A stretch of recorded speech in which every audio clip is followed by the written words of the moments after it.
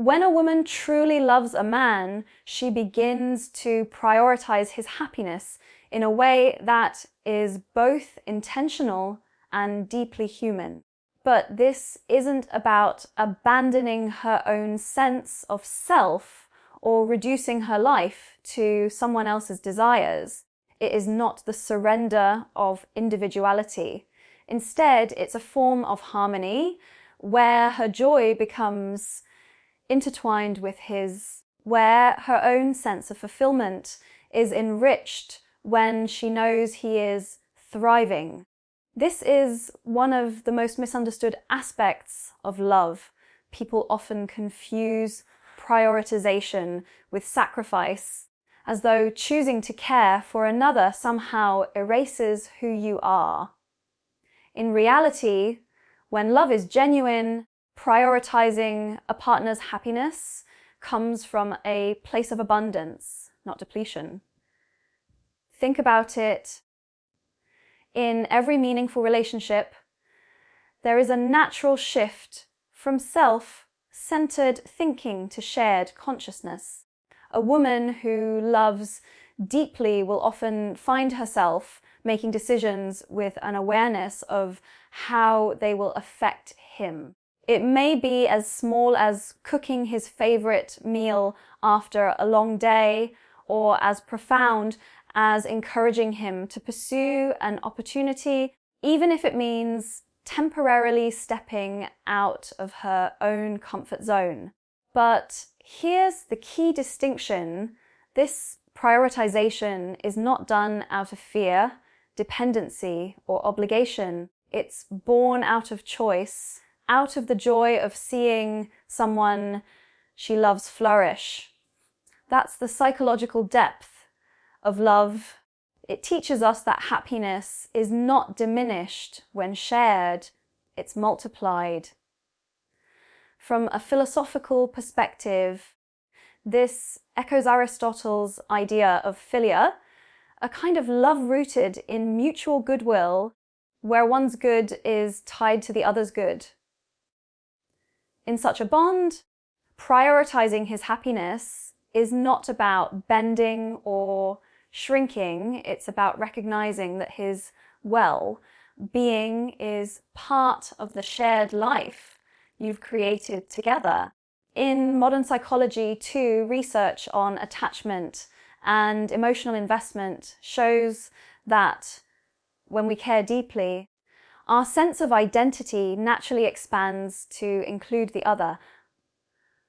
It's not about losing the self, but about evolving into a richer version of it. This balance, however, is crucial. A woman who truly loves will not erase herself in the process. Instead, she will continue to pursue her passions, maintain her individuality, and uphold her boundaries.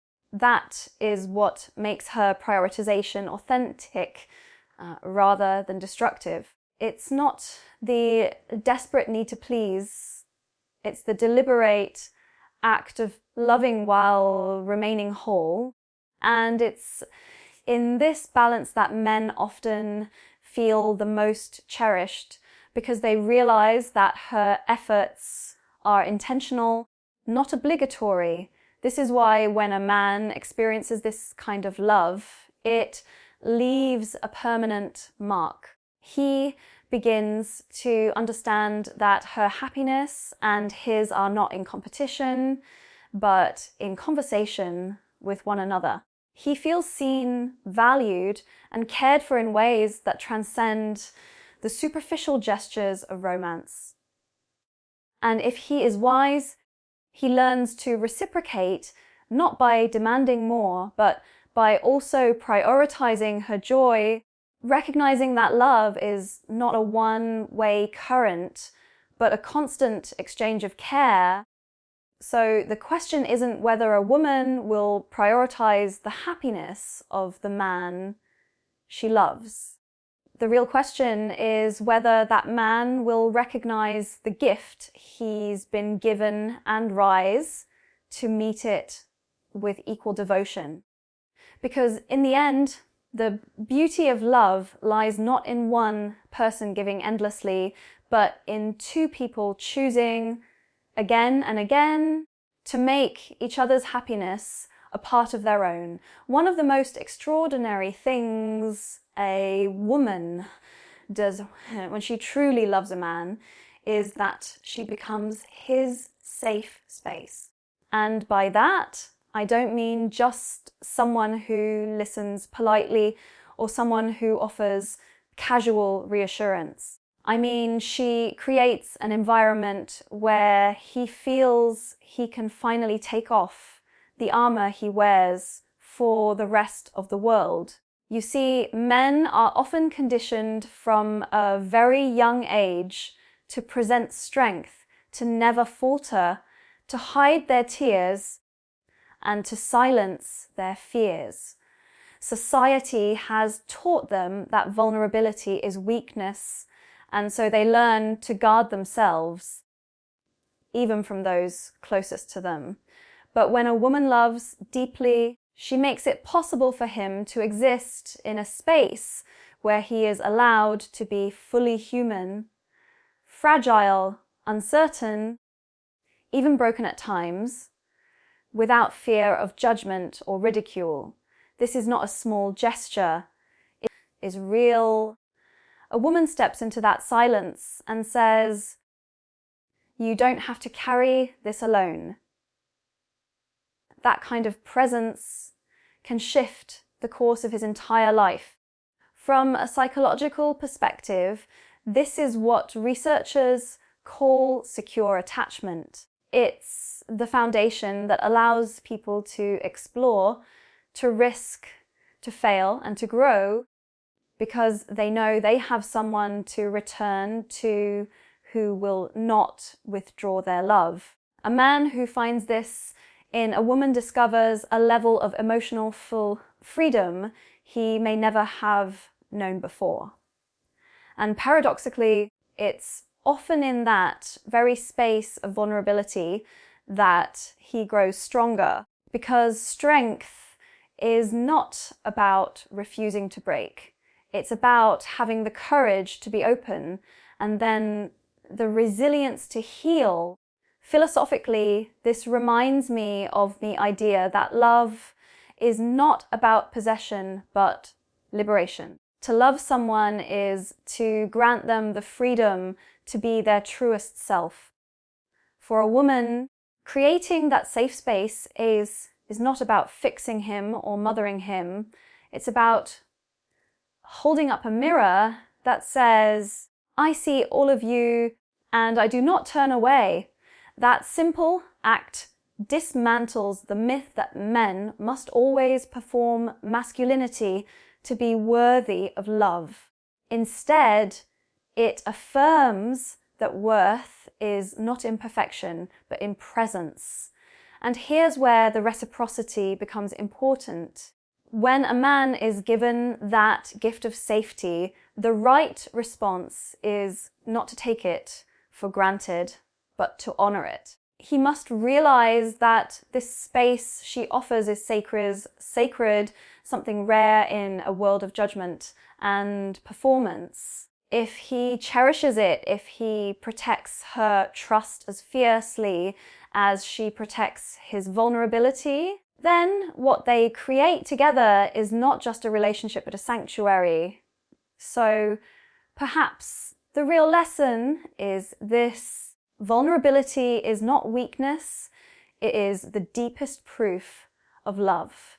And when a woman makes herself a safe space for a man, she isn't diminishing him, she's reminding him of his humanity. When a woman loves deeply, she doesn't just see the man standing in front of her. She also sees the man he is capable of becoming. Love gives her the vision to recognize his potential long before he fully embraces it himself. And that is why one of the most powerful things women do for the men they love is invest in their growth and their dreams. This is not about ambition in the narrow sense, not simply about careers or achievements. It's about nurturing the full spectrum of his development, his character, his aspirations, his sense of purpose. Love becomes the soil in which he finds the courage to plant seeds he might otherwise have left dormant. This investment shows up in subtle, almost invisible ways.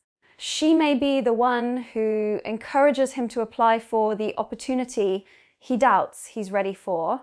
She may stay up late, listening to his ideas, refining them, reminding him of their worth when his own confidence wavers. Sometimes it's in the quiet cheerleading, the "I believe in you," spoken when the world has given him every reason to doubt. Other times it's in the firm challenge, the refusal to let him settle for mediocrity when she knows he is capable of more. This balance of encouragement and accountability reflects the deepest form of care. It says, "I see your greatness, and I won't let you forget it." From a psychological standpoint, this investment connects to what researchers describe as self-expansion theory, the idea that relationships become strongest when each person helps the other grow into new versions of themselves. A woman who loves does not cling to who a man is today. She expands with him into who he can be tomorrow. That is why her presence feels like more than comfort. It feels like momentum. He finds that being with her makes him braver, more disciplined, more willing to step into uncertainty. And often, without realizing it, he becomes a man not just for himself, but for her, for the love that saw him when he doubted himself. Philosophically, this reflects the timeless idea that love is not static, but dynamic. To love someone is not simply to accept who they are, but to walk alongside them as they evolve. In this sense, a woman who invests in a man's growth is not trying to change him, but to remind him that he is always becoming. She holds him to a higher vision, not because she is dissatisfied, but because she believes in the best parts of him with an almost radical faith. And yet, this must never be mistaken for self-sacrifice to the point of erasure. She is not there to build his dreams at the cost of her own. The beauty of true love lies in mutual investment. She pours into him not to diminish herself, but because she understands that when one grows, both flourish. Her love becomes a force multiplier, not a replacement for his own effort, but the spark that keeps him reaching. One of the most profound signs of real love is that it doesn't simply comfort you, it challenges you. When a woman truly loves a man, she does not settle for being a passive supporter, nor does she indulge his complacency. She becomes the mirror that reflects not only who he is, but who he could be. And while this may not always feel easy, it is precisely what distinguishes genuine love from shallow affection, because anyone can flatter, anyone can offer empty praise, but it takes courage but it takes devotion to call someone higher. When a woman loves deeply, she will not stand by while the man she loves diminishes himself, wastes his potential, or drifts away from his values. She will challenge his excuses, she will question his shortcuts, and she will remind him that greatness is not achieved through comfort, but through growth. That kind of challenge is not about control or criticism. It is about respect. It says, I take you seriously enough to believe you can do better. I see your strength even when you pretend to be weak. Psychologically, this connects to the concept of constructive conflict in healthy relationships. Researchers have found that couples who avoid all disagreement do not necessarily have stronger bonds. Often they have weaker ones because growth requires friction. A woman who loves does not shy away from this friction. She dares to press where it hurts, not to wound him, but to awaken him.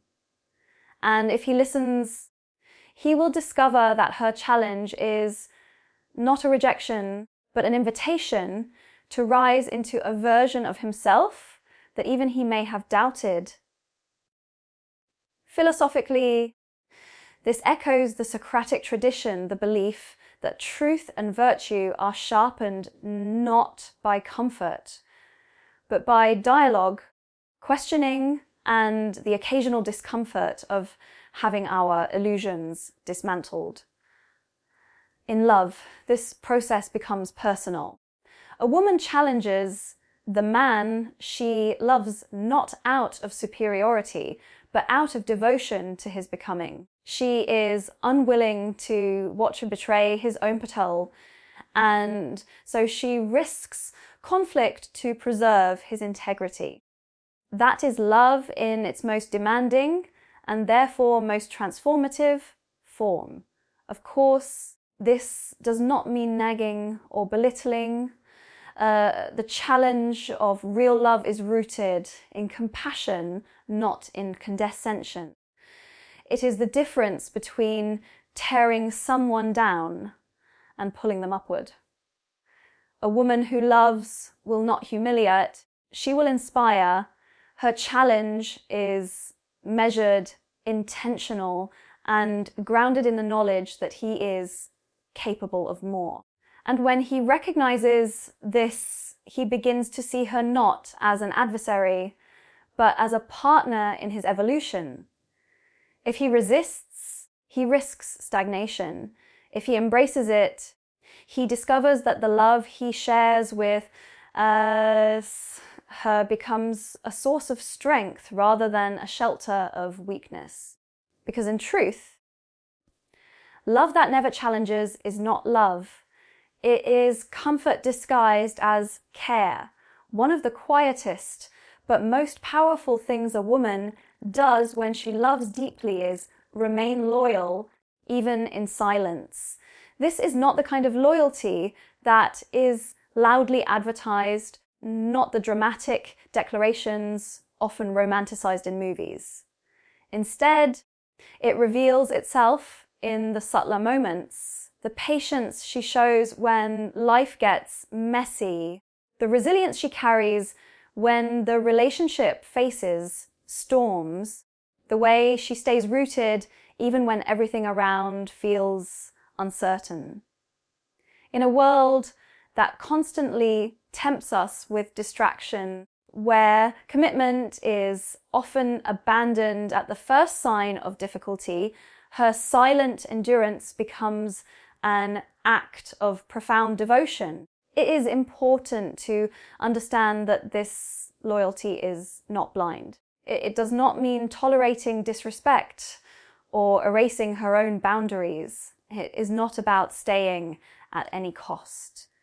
Rather, it is about choosing steadiness when the relationship is worth the fight, about resisting the urge to flee when love demands presence.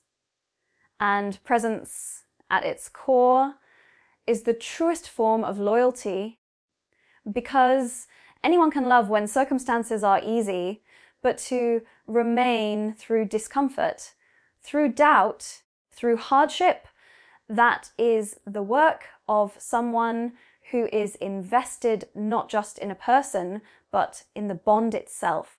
From a psychological lens, loyalty of this kind is tied to emotional security. Humans thrive when they know someone will not abandon them at the first sign of imperfection. That stability provides a foundation on which trust is built.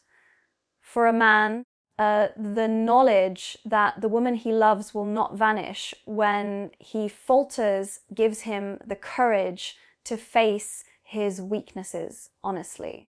Her patience becomes the soil in which he can grow, not because she fixes his flaws, but because she gives him the safety to confront them.